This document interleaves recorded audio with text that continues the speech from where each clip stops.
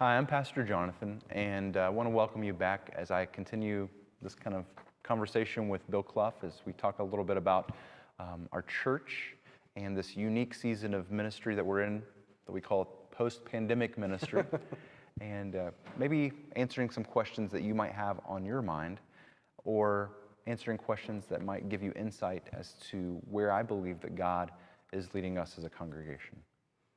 Yeah, so, speaking of, post-pandemic ministry, as we move into this new season, what do you see as ways of helping our church to grow and move forward in this time?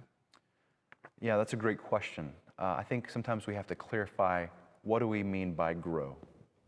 Because typically, when we talk about growing, we're thinking primarily in terms of numbers. And that can be a great thing.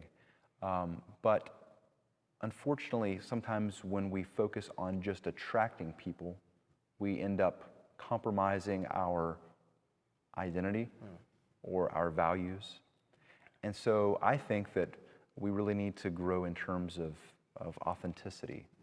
I think St. Andrew's is already a great church and a really authentic church, but what I mean by that is really finding our identity in our mission, that we exist to make disciples of Jesus Christ for the transformation of the world. And that's really the only reason that we exist.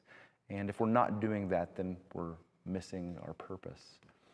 And so maybe the best way to think of this is what Jesus told his disciples: seek first the kingdom of God and his righteousness, and all of these other things will be added unto you.